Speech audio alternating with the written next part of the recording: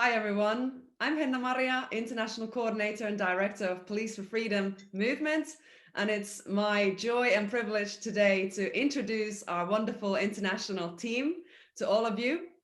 And so today our topic is going to be talking about the increased polarization between the police and the civilians, non-violent activist strategies, and how to alleviate this tension between the non-uniform and uniform wearing citizens, because after all, we are all citizens in the same society. So who would like to start? Tú puedes empezar, Sonia. Vale, sí, yo empiezo. Bueno, buenos días a todo el mundo. Un placer estar aquí en la primera reunión de Police for Freedom. Es un honor estar aquí con todos vosotros. Yo soy Sonia Vescovaci, portavoz del movimiento de la Asociación Policías por la Libertad, fundada y creada aquí en España. 17 años en el Cuerpo Nacional de Policía. En estos momentos me encuentro de excedencia y llevo 1 año y medio. Y nada, es un placer de verdad el poder conectar con otros compañeros del sector en otros países y que podamos trabajar juntos para mejorar toda la situación que está ocurriendo y recuperar la confianza y el cariño de todos los ciudadanos.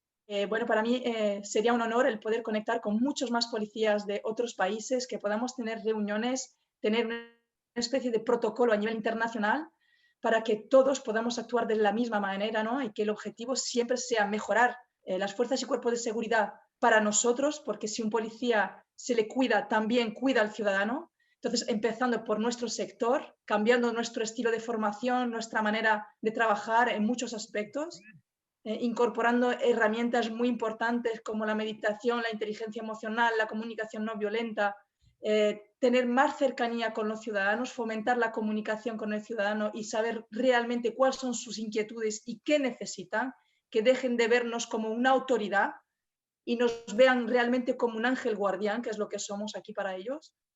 Y nada, y que vayamos creciendo, que Police for Freedom se haga muy grande y podamos conseguir eso, ¿no? Un trabajo conjunto para que todas las policías del mundo puedan trabajar en la misma línea. Thank you, Sonia. Gracias, Sonia. Who wants to speak next? So my name is Eddie Gilbert. I'm the state representative for the International Police for Freedom movement in Melbourne, Victoria. In Melbourne, we were supposed to have Bill Foster with us tonight, who's ex-Northern Territory Police. He is now going to be the state representative for Queensland, and he's standing in with me to help bridge that divide between the people and the police.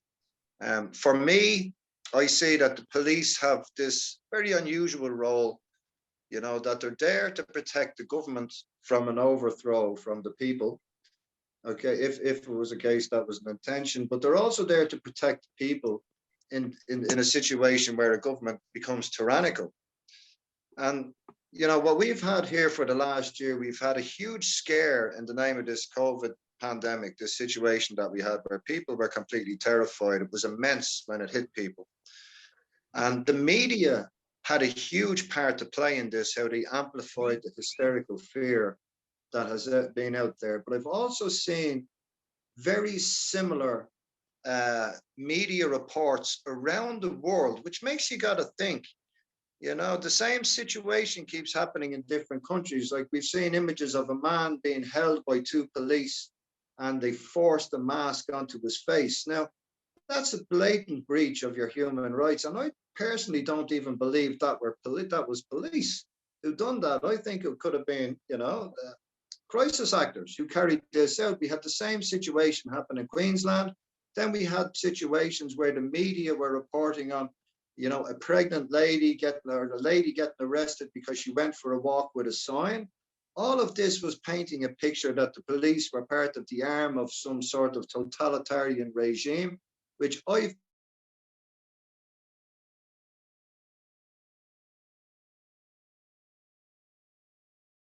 their attitudes on people. They, at the start of this, the police as individuals would have been in as much fear as society would have been at the time. So as this evolved, you know, it gets to a point where reason has to come in and come to the fore, right? Where now we got to say, with all of the different ambiguities and the questions that are there and the reluctance of people to bring out evidence, you know, to show us, from these experts that they keep referring to. Everyone, oh, the experts told us to do this, and the experts, but they won't bring them out. We have reasonable cause, and people have reasonable cause now to suspect that something is wrong in government office, and we are right and reasonable to ask questions. And I think people are reasonable. It's reasonable for people to ask these questions. My experience here in Australia, I got involved because I saw how badly interactions were going with the police and with the people. So I got involved in a couple of groups that were advocating police liaison. And I have to say, I only ever had a positive interaction with the police over here. When I actually put the hand out to say, look, we want to talk, we want to engage, we want to understand what are your requirements here for us to do this so we don't have any flashpoints of confrontation. What we always have to bring and we have to focus on is what is our objective, right? What is our overall objective? I see the World Freedom Rally is advertised around the world, and in itself, it's a great thing, but it also creates some problems because people feel a need to go out on a date, on the one date, to pull together, to generate, support. But there's some groups that are simply not organized and have no intention sometimes of liaising with the police, and people can go into that event thinking, oh yes, we're going to do the right thing and it's going to be a good thing, and it can go very badly. Now, police are just like people. You can get bad eggs in society, you can get bad eggs in the police. It's such a diverse community that's in there. But if you have a set of processes agreed before you go to that event, I mean, you agree what your route is going to be, you outline your intent on whether your intent is to comply with these health guidelines or to challenge those health guidelines. They're two different things, but if you outline the intent, it reduces flashpoints, which the media capitalizes on to drive that divide between the people and the police. And it also serves to disempower the quiet majority, because when the quiet majority see those flashpoints, they see two things. They'll either see the police as being an oppressive regime, or they see that the activists are conspiracy theorists and are causing trouble. Okay, that's the way the media presents it. When the reality is none of that is real. The whole thing is an illusion. I see the question there that I worked for the police. Just give you my background. I spent 16 years working in the police in Garda Síochána in Dublin, in Ireland. I now live in Melbourne. I married an Australian lass, and I have a couple of kids living over here. I haven't gone back to the force. I only got involved in this because of what I could see happening on the ground, and I could see there was an absence of liaison. So I just jumped into the middle and I said, okay, well, what's going on here? Who's liaising, who's not liaising, and just tried to educate them on that issue. It was interesting at the time. There was a great fear that, and we had our state premier here in Australia said that protesting was selfish, okay, and that if you protested, it was selfish, it was unnecessary, people shouldn't do it. We were told all of this. We had the chief of police got up and called all protesters were tinfoil hat, crazy conspiracy theorists. Okay, so anybody who was going out to protest was suddenly labeled with this. So all of this for me was a very clear strategy by the media outlets to drive division. Okay, and it was a picture that was not true. When you actually spoke to the people, when you spoke to the police, when you understood what the problem was in terms of the absence of liaison, that was the problem. There was no liaison. I took it upon myself to phone around the local police stations here. I'll just retrack slightly. When at the time when they said that protesting was illegal and you're not allowed to do it, I dressed up in a cardboard box in my local village. I knocked on the police door to tell the police what I was going to do. They weren't there. That was okay. I put a big circle on to say that it was okay to ask questions, and I walked down to town to see would I get arrested or would police be drafted in, and there was no problem. No problem. Any police guys I spoke to as I was standing there doing small demonstrations on my own, there was no issue. Okay. The problem was there was large events being organized with people with no liaison whatsoever. That was the problem. So since then, I got engaged with some groups who advocated for liaison, and we had very successful events, extremely successful events, albeit relatively small, but they were very successful with very positive engagements with the police. Now, we've gone on from there. Over the last year, as I said, we've recently gone in to meet the people, the police officers and special operations here in Melbourne, who were very helpful. Yeah, they understand the problems that we have. The police understand the problems that we have. Regardless of what we do, they will have to be there on the day. If we're going to be compliant with health guidelines, okay,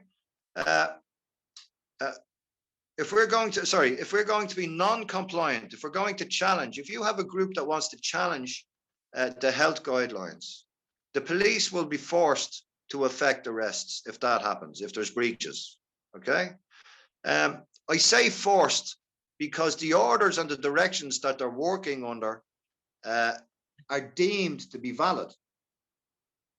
If we get to a stage where there's reasonable cause to suspect that those directions are no longer valid, the police have a responsibility not to carry out those orders because it's then treason. That's the reality, but we're not at that point yet because the people have been too divided to make the case that malfeasance is taking place in government office.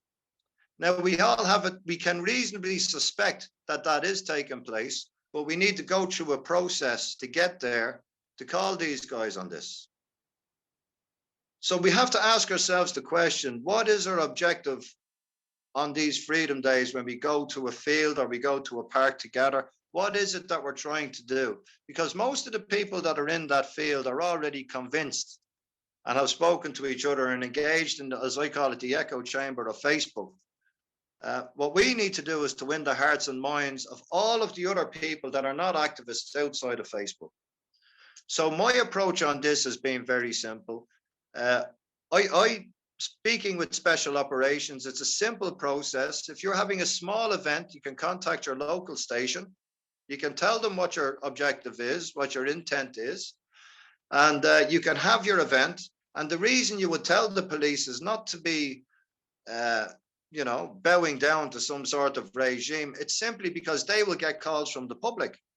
In fact, people are turning on people and making calls to the police about people not complying with health directives, more so than the police being some sort of a pariah agency going around looking for that kind of thing. That's what I found. So we have World Freedom Day coming up. There is an event organized. Well, there's one group has organized an event in Flagstaff Gardens. They approach things and it's their right. They don't want to liaise with police because that's their position, and I understand that position. However, I see that as opening up the potential for all sorts of agitation because of that miscommunication. So I don't think it's a case that the police want to come in and cause trouble. The police just need communication, and we need to communicate with them because they're in a box of uniform and they are our brothers and sisters, so we need to open up that communication. And sometimes it's easier for an ex-policeman to do that, to call into the headquarters and have that conversation when you've been on both sides of the camp. Brilliant. Thank you so much, Ed.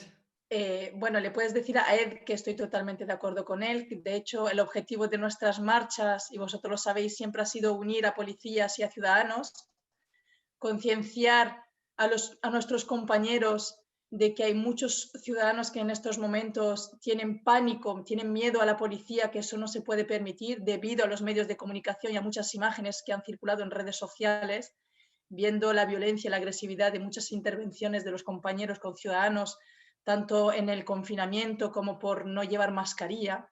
El trato no ha sido correcto con los ciudadanos, ¿no? Y se ha fomentado mucho ese miedo. Sabemos perfectamente que se están aprovechando de esas imágenes para fomentar más miedo en la población, porque no todos los policías son así, es una realidad también, ¿no? Pero sí que es verdad, el volver a unir a policías y ciudadanos es nuestro objetivo principal en esta asociación, y que estoy totalmente de acuerdo que tiene que ser desde una actitud pacífica totalmente y tenemos que evitar cualquier tipo de conflicto en cualquiera de las marchas y las concentraciones que hagamos para que no desacrediten. Y ahí les llamarán egoístas, pero aquí nos tachan de negacionistas. Entonces, bueno, estamos en la misma línea por lo que veo. She's saying that there they call you selfish, but here they call us like these negacionistas, which means deniers. So we're COVID deniers. That's a very important load because it's the same word that they use to for the people who deny the Holocaust. So they use the same term for us as they use for those people. Okay, ¿quién quiere continuar? Who wants to take the next presentation? Connie? Hello, my friends, my brothers and sisters. Great to have this opportunity to meet you all around the globe. And my name is Connie Andersson, and I'm living in Stockholm, Sweden, northern part of Europe. Used to be a police officer for 20 years, mostly out on the street. I love to be street cop and experience the theater on the streets. I love connecting with people. That's my passion. And I love to raise awareness. That's my passion also. Today I'm a teacher of Native American awareness and tracking. And why I'm doing this beautiful work with you, Police for Freedom, is that it's so necessary.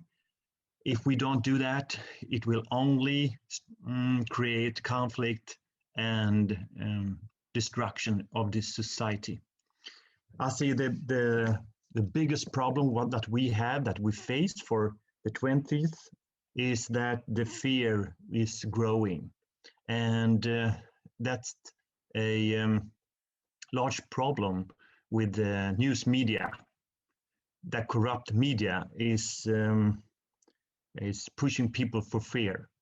And that's also including the police officers. I see that police officers are getting more and more afraid. And they also have this bad feeling that this is not right. And the problem that with this is that the police have to make a decision. Not are they going to follow the orders that they have to by the law to stop manifestation, demonstration, that all is protected by the Constitution, or do they have to stop it? Yeah, either way, the police will do wrong things. They have to stop it, but in the same time, they have to protect people's constitutional rights. So what I'm thinking here, and what we friends here in Sweden have been talking about, is that the effective way to change this narrative, this false narrative of a pandemic, is that we have to reach our police first. It's really hard to reach the prime minister, the other high chiefs of official authorities. So by start communicating with single police officers, and instead of following order without any mind, they have to start to investigate facts. They have to take a personal responsibility, because they are owning a power on their office. So they have to start to think what they are doing. Are they against the people or for the people? And to help them with that, people have to actually start to make complaints, report to each police officer, because that will give an effect around the police to say that, wow, this will cost my job if I stop this manifestation. Am I willing to do that? So start, by pain many times. that when people are so stuck in their fear, they need sometimes pain. And that pain could come like a report, you know, that this policeman have actually stopped the constitutional rights of a person. So just to make that official, and to remember the policemen of that they are servants for the people and not a weapon for tyranny. That's really important. And I see that's the same problem with police, with doctors, with scientists, with teachers, with all types of official roles in the society, that by fear they're just following the order instead of standing up like all people should do. Stand up, see the facts, and take a personal responsibility to educate yourself. And what I'm talking about is actually to grow the character of each person, the moral, the ethics, and then we can have a change. And by do so, I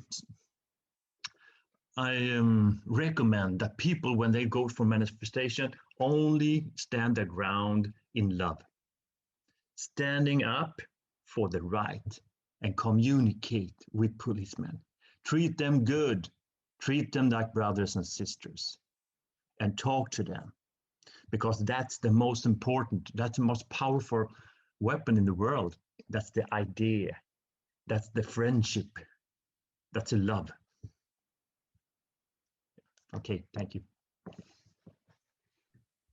Thank you, Connie. En España pasa exactamente lo mismo. Los policías muchas veces se ven entre la espada y la pared, entre las órdenes que tienen que acatar, la Constitución, las leyes. En estos momentos hay cambios de normas cada poco tiempo, ¿no? Cada vez están poniendo normas nuevas. No se les informa correctamente a los policías. También pasa igual que allí.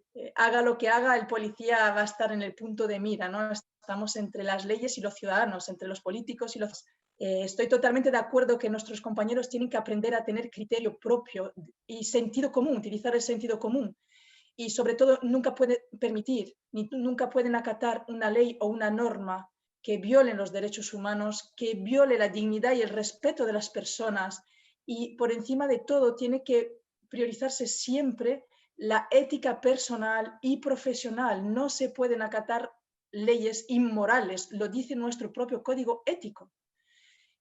Por mucha ley que sea, aunque esté en la Constitución, da igual, son leyes totalmente inmorales. No podemos obligar a los ciudadanos que se pongan una mascarilla, que no les deje respirar. No podemos consentir que las personas no puedan ver a sus familias. No podemos tener a los niños en los colegios pasando auténticas barbaridades y seguir mirando para otro lado y únicamente agarrándonos a las leyes que nos imponen. Somos seres humanos, hay que conectar desde el sentido común, hay que trabajar desde el respeto, desde la dignidad y desde el corazón. Estamos aquí para proteger y ayudar a los ciudadanos, no acatar simples órdenes ni estar aquí protegiendo a nuestros gobernantes cuando se están equivocando por completo y están perjudicando a todos los ciudadanos. Shall we take the other Swede? Yeah, the other Swede. My name is Felice Maurer, and I've been working in the security area for 5 years. So I've been in the airport security area most of the time until this all broke loose, and we all know what happened. So I live in southern Sweden. Connie is higher up from the Stockholm area, and we just started up Police for Freedom in Sweden, so it's completely new. So as for now, I'm going to be the coordinator and contact person in Sweden. So I quickly transferred from the airport and became a security guard. So today I work as part-time security guard and operator in one of the largest security companies in Sweden. And I almost immediately felt or knew where this was going as soon as they stopped the airplanes. So I had a lot of time to think and process this. And I think me and Connie are the few people, two of the few people who are starting this and starting to speak up within the police and security area. I've tried to speak to a few people. I know Connie has too. Connie has been speaking to police officers. I've tried in my way to speak with my contacts, contacts in the military or contacts in the security area, also psychologists that I know. So I think in Sweden, the situation is a little bit different than in your countries. It's a much slower process here. We are not in as bad situation yet as you are in Spain, in Australia, as we see very worrying pictures, very worrying video footage.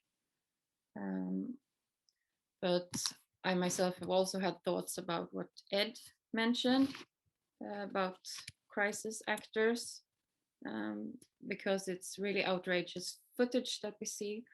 I also had a thought that these might be paid thugs in police clothes, you know, because it's so unreal what you see. I don't see police officers doing this. As Ed says, yes, there are rotten eggs, but in general, these pictures, they don't add up. So we're starting up the Police for Freedom here, and we'll see where it goes. But as I said, in Sweden, it's a much slower process. We have, since we don't have the mask, what do you call it, the mask mandates, people are more, I think people are more prone here to call people out as conspiracy theorists. And I think the police also have much easier to side with the large amount of people who believe in this narrative of the pandemic. You know, in Denmark, it's just across the sea. You know, it's not far away at all, and it's a terrible situation there. But I feel like people don't see it here.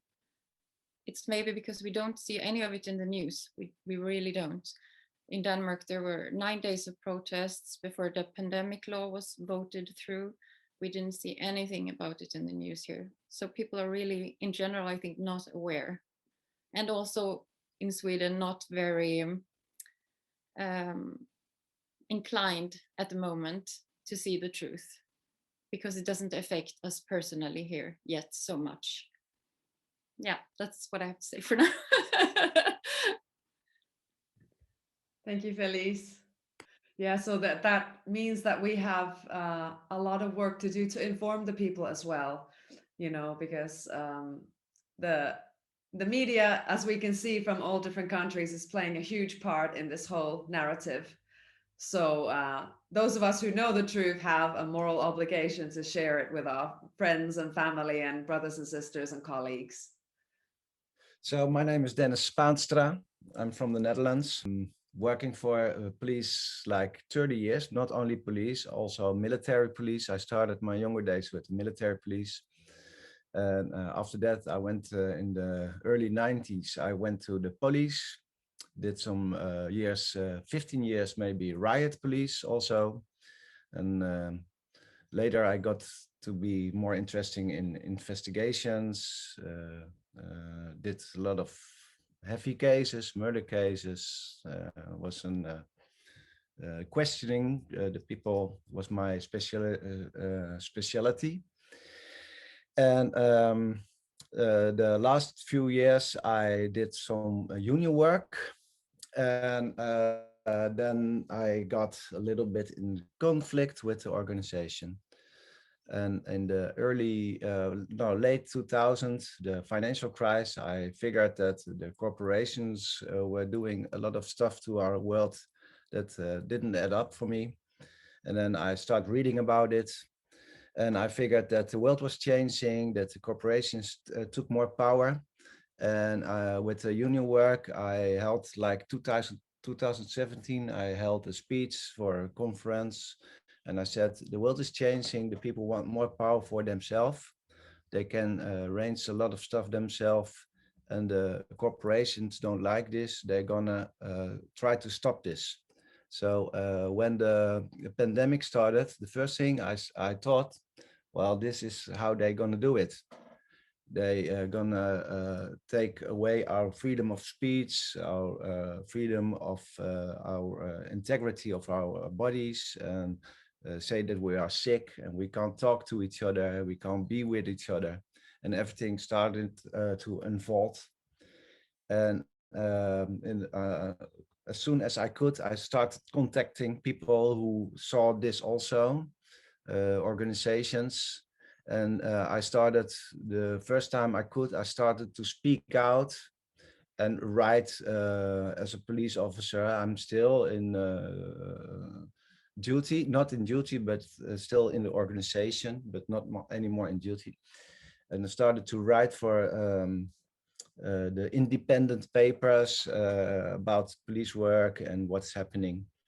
And it went on and it went on. And then I saw the terrible things happening to the demonstrations and the police, how they act. And I couldn't identify with this behavior, and I started to contact older police officers that I know, and I said, what do you think about this? And they said, I can't identify with this behavior too. It's strange what's happening there. So I figured out what's happening is they changing the world, and they're trying to make a new world governing. It looks a bit to me like Marxism, totalitarian governing, where there's no need for us to speak our voice anymore. That's why the mask mandate is there. So we learn our voice is not important. And I thought maybe I was watching how are they doing it, and I found out it's a triangle. For me, it's a triangle. They use three parts, and one part is the judges. They speak no good judging, and the other part is the press. They're not telling the news like it is. And the third part is the police. They do the rest of the jobs to take the freedom away. And I think when we can break this triangle, then we can make a big difference. And how I did it, I started writing for independent papers, and I started to make organizations and talk to a lot of people. Also with freedom of police, and I wanted to organize a march with especially the veterans and older people who see what's happening, because I think if we are older and we have the longer lives and can see how the world was changed, we can teach the younger people. And I feel that a lot of older and also veteran police and army are feeling to do this.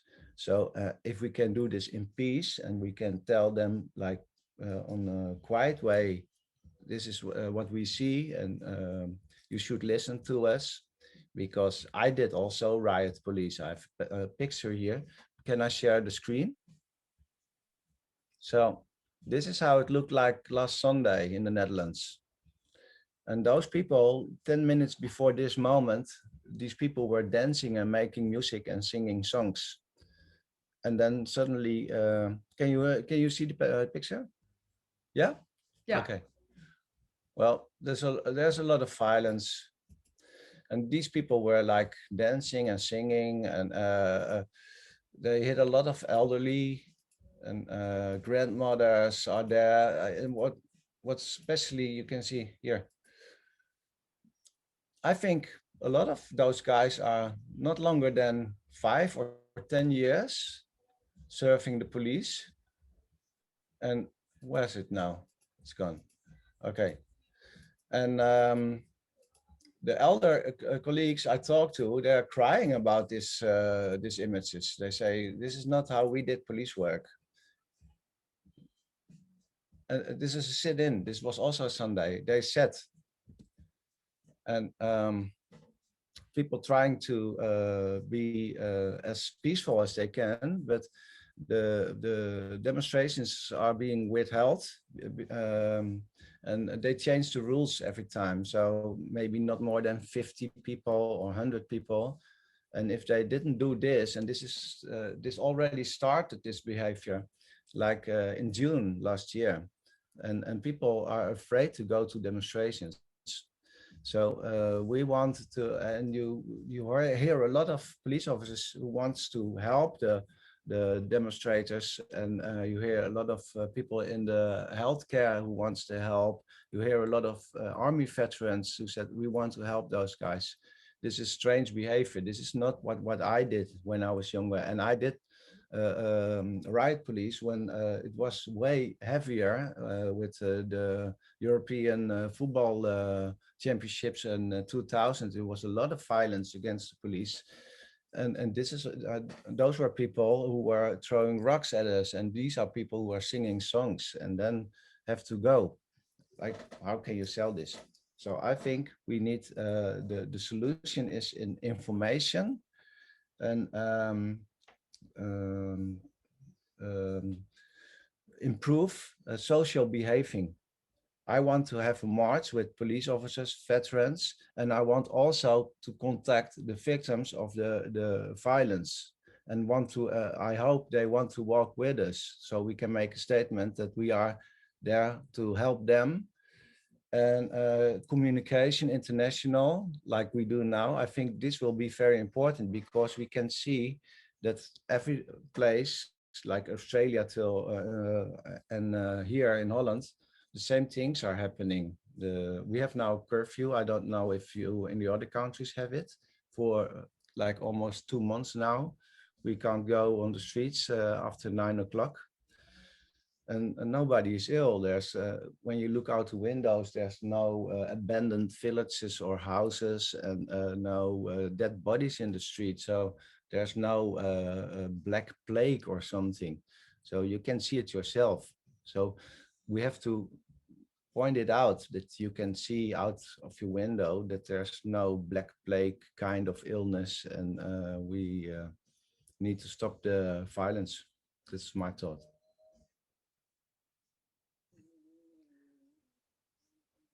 Dennis, do you want to end the screen sharing? Yeah, of course. I didn't know it was still. Okay, stop share. Yeah, this is my story. I hope we can make the international group bigger, and I want to speak to you guys separately also, to tell each other what we learn here, and what we can do, what we can learn from each other. I think that this will be a big part of this international police for freedom, because I figure out something, and then Ed figure out something, and we can tell each other, and we can use each other's victories. Mateo, ¿quieres hablar? Soy policía local aquí en España. Hay varios cuerpos policiales, la nacional, la local, Guardia Civil, policías autonómicas. Yo soy policía local, pertenezco a un municipio, y pues este año he hecho ya 34 años de servicio. Bastante joven, a los 27 años, y en toda mi trayectoria profesional siempre he tenido la imagen del policía, del guardia civil, ¿no? Pero de la gente de la autoridad, que era esa persona que te garantizaba siempre tus libertades, tus derechos, que tú podías ir tranquilamente por la calle y no te iba a pasar nada porque allí había un policía, un guardia civil, había una entidad de la autoridad que estaba velando por tu seguridad. A lo largo de los años, pues más o menos ha sido la cosa así, pero claro, de un tiempo para esta parte, sobre todo desde el año pasado, he visto que esto pues se ha ido abajo. Ahora la gente prácticamente casi prefiere que por la calle no haya policía a que haya policía. Se sienten inseguros ante la presencia de un policía, de un guardia civil, porque le supone una pérdida de sus libertades. Ya no tienen miedo tanto al delincuente como al propio policía, y esto es una situación que no puede existir. Esto en un Estado de Derecho, esto, vamos, es inconcebible, ¿no? Entonces, claro, pues ya por marzo, abril del año pasado, me junté con unos cuantos compañeros de toda España que pensábamos lo mismo, teníamos ideas muy parecidas, veíamos que esto no puede ser, que esto no tiene sentido, y fundamos un grupo que queríamos luchar contra todo esto. Posteriormente ya conocimos a Sonia, nos juntamos, dio mucho auge, y en el pasado diciembre constituimos ya la Asociación de Policías por la Libertad. Una asociación que, como digo siempre últimamente, es que no tenía que existir, no es de recibo, no tiene sentido que en un país democrático, en un país en el que haya libertades, que la propia policía surja un colectivo, que sean policías que quieran defender la libertad, porque esto que el policía es el que defiende la libertad. Cuando vamos a un juicio, al que llevas es al delincuente, porque es el que está haciendo algo contra la sociedad, pero no que el propio policía defienda a los ciudadanos de los políticos, de los... En esa vorágine estamos aquí peleando como podemos, digamos que ahora contra viento y marea, ¿no? Porque tenemos el problema de la incomprensión, el absurdo. Parece como si los compañeros estuvieran abducidos por el sistema, no piensan, no razonan, no se dan cuenta de lo que acabáis de decir ahora, esta violencia tan gratuita, tan extrema, pero ¿por qué? ¿Qué sentido tiene? O sea, yo entiendo, es que ¿por qué esta violencia tan extrema? Ni siquiera en mis actuaciones he tenido detenciones. Hace unos días, por ejemplo, me arañaron aquí en el ojo un chaval que se encontraba mal y empezó a dar brazadas y tal, porque tenía problemas psiquiátricos, pero le tuvimos que reducir, sí, tuvimos que tirarle al suelo, ponerle el grilletarde para que no se hiciera daño a él y a nosotros, pero esa violencia, que dices, lo mínimo, lo imprescindible, lo justo para salvar esa situación, incluso para defender al propio ciudadano de sí mismo, de hacerse daño a él, de golpearse, de golpear a otra persona, de golpear al médico. Soluciones difíciles, porque yo precisamente estoy trabajando en activo, y problemas con mis compañeros, pues a cada rato, ¿no? Vas a las intervenciones y dices, a ver, tranquilos, relajaos, que esto se va de madre, esperad, tienes que ir, porque la gente no sé, los compañeros están, eso, como he dicho antes, como abducidos, no se dan cuenta de lo que está pasando. Y la ciudadanía, pues la ciudadanía están también abducidos y están deseando que la actuación policial sea más fuerte para reprimir a esos locos negacionistas que están contra el sistema. Y luego están los pobres que quieren respirar, que quieren vivir, que quieren llevar una vida tranquila, feliz, y que no pueden porque, por un lado, los propios ciudadanos les atacan, y por otro lado, luego viene la policía y ya termina de machacarles del todo, termina de atacarles del todo. O sea que la solución la veo complicada. Yo tengo esperanza en que haya un momento que haya una masa crítica que pueda hacer que el resto espabile, ¿no? Como ocurre con la teoría del centésimo mono, ¿no? Que haya un momento en el que haya esa masa y que esa masa sea capaz energéticamente de modificar a los demás y de hacer que cambiemos, porque si no, es que solución así decir qué puedo hacer físicamente de manifestar. Fíjate, por ejemplo, ahora hemos preparado la manifestación para el día 20 y nos la han denegado. Pues dicen, no te dejamos hacer la manifestación porque sois negacionistas, no pensáis como nosotros. Y ya está. Y la gente, además, vamos a una manifestación, yo siempre lo comento últimamente. Aquí en España tenemos 4 millones de parados. Vas a una manifestación y te acuden 300 personas. ¿Y dónde están todos esos parados? ¿Dónde están todas estas personas que supuestamente deberían protestar, deben defenderse? No están en ningún sitio. O sea, la situación complicada. Desde luego, luchar, hay que luchar. No, yo siempre comento con la gente que el día de mañana mis hijos, mis nietos, las personas que me rodean, no me podrán decir que no he luchado hasta el final. Podrán decir que no hemos ganado, pero que no hemos luchado, no. Eso no me lo podrán decir. Yo voy a luchar hasta el final con todos mis compañeros, con todos los que estamos unidos en Policías por la Libertad, con Sonia ahí dando la cara y apretando y luchando, y eso, una reunión como esta y tal, buenas para sacar ideas, para ver qué podemos hacer, porque seguramente alguien dirá, esto, y eso será a lo mejor lo bueno, esa idea tonta que a lo mejor surgirá, esa será la que moverá todo y hará que se caiga todo el castillo de naipes que tienen montado. Okay, thank you. I think I will also do my contribution to the dialogue. So I think something that's very important to understand is that police are not trained in anything to do with medicine. So they've never been given any kind of briefing about medical rights. And in fact, I'm seeing also that a lot of citizens, civilians have no idea about medical rights. So medical rights, like for instance, the right to govern your own body, bodily sovereignty, bodily autonomy, and the meaning of informed consent. So this ethical code of conduct was established after the Nuremberg trials, when the Nazi regime was tried for crimes against humanity. And there was a specific trial where they charged doctors for inhumane and immoral medical interventions that were performed on the public against their free will. And so this Nuremberg Code states that all medical interventions, whether they are experimental, diagnostic, therapeutic, or preventive, must be based on prior, voluntary, and informed consent. So it means that the science or the society cannot override the rights of the individual. You have, as an individual, always a right to decide whether you participate in a medical intervention or not. And the mask is a medical intervention. The temperature gun is a medical intervention. The PCR test is a medical intervention. The vaccine is a medical intervention. So for some reason in our society, people do not understand that this is an absolute right. In no case can the police or any authority override your personal consent to participate in a medical intervention. So this is something that I see as an absolute key for us to train and educate the police about medical rights and the sanctity of the human body, the sacredness of free will. And so if we override that as a society, we are in a totalitarian state. It's not an opinion, it's a fact.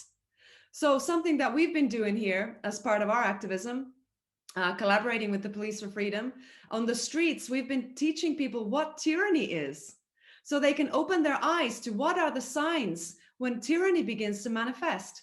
Increased police presence on the streets, harassment of peaceful, healthy people,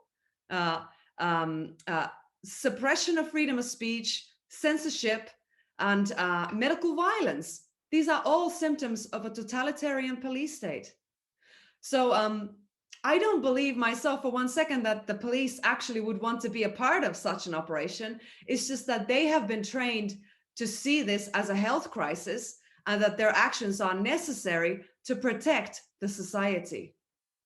So that's where we need to build these bridges, and we need to communicate the actual facts about how this virus that they're claiming is spreading is actually not lethal in any stretch of the word. So we need to bring these numbers to the conversation. We need to talk about the Nuremberg Code, which has legal and lawful stance. All judges of the world agreed to this, that the informed consent is absolutely necessary when it comes to medical interventions. So these are some of the keys that I would like to just encourage everyone to bring into the dialogue when it comes to the citizens and the police, how to help them see what is actually going on. Would anyone like to add any last words before we wrap this up? I tell a lot of police officers, I speak to them, also officers who are in the field and feel bad about things are happening. And they say two things. And the one thing is the rules and the authority. They feel really compliant with this. But I say to them, they want to keep all the rules all the time. This is a police officer, right? He wants to follow all the rules and wants to do everything right. But I say to him, like in the early days with the Nazi regime, they also changed the rules. And when there's a thing happening, what's happening now, they're changing the rules. So when you want to fight for the people and you should protect them, maybe there will be a time that not all the rules are possible to follow anymore. I hope not, but you should prepare people for that, because if you follow the rules, if we followed the rules of the Nazis coming in our country, then they would still be here. And the other thing is they want security for themselves and their lives. And they look in a short period of time in front of them, like I want to pay my mortgage or my bills next month, and my children have to go to school. And I'm also preparing them for, okay, maybe you have to cope with a moment that this can be different, because what are you willing to give up for the freedom of your children and your family?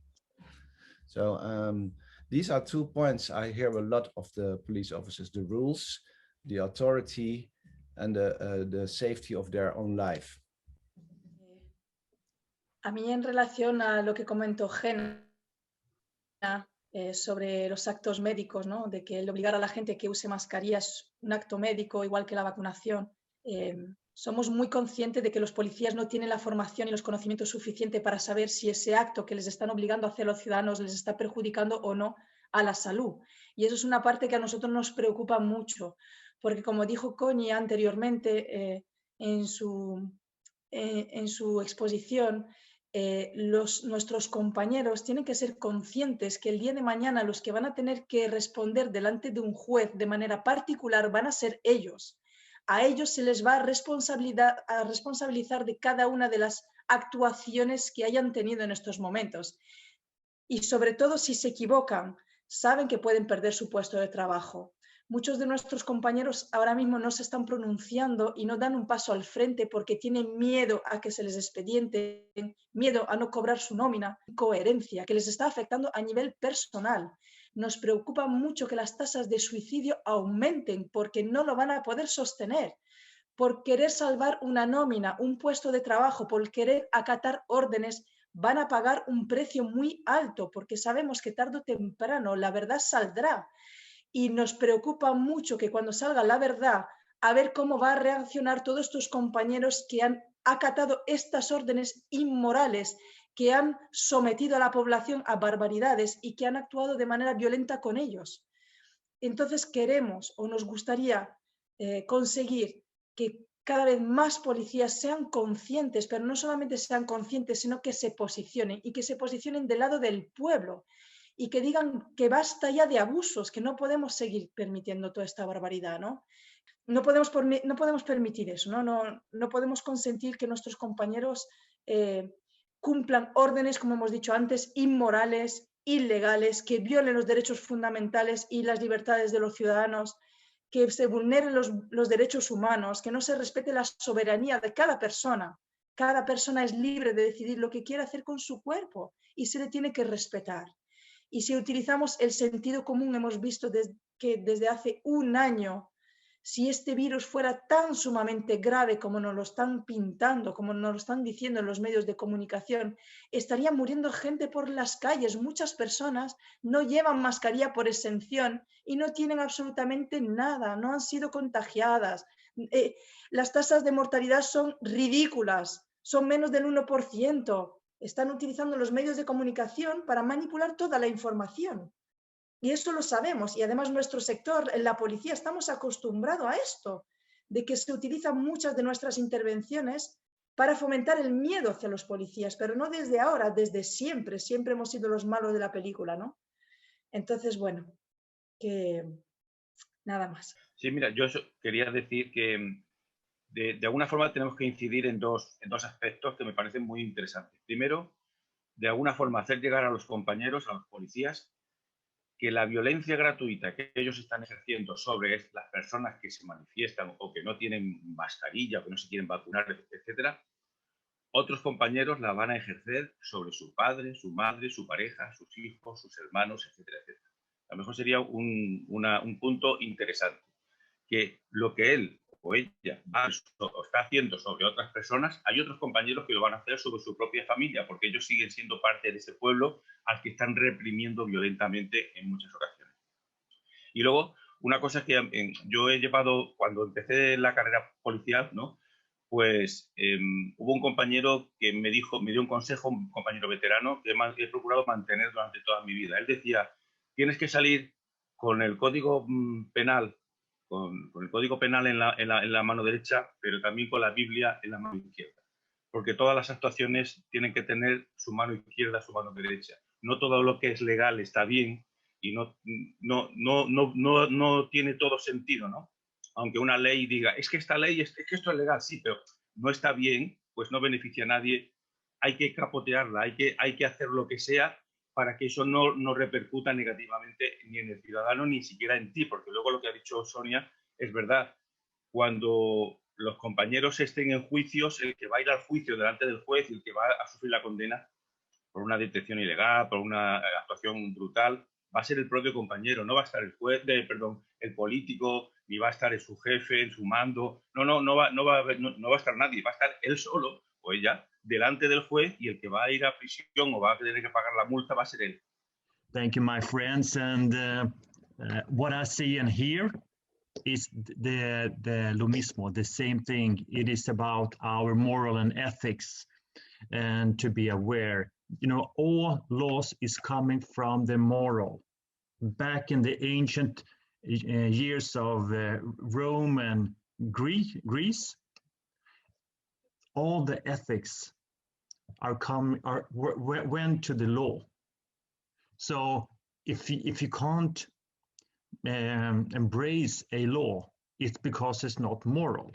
So we have to embrace this really strong and ask the question, is this moral? Because if it's not moral, it can't be a law. That's the foundation of all laws. And policemen are so trained to follow those laws. And they need to be more investigated to start to make their own decision, what is moral and what is law. Because otherwise they're doing actually a crime. If you go against the moral, you are actually going against the law from the basics.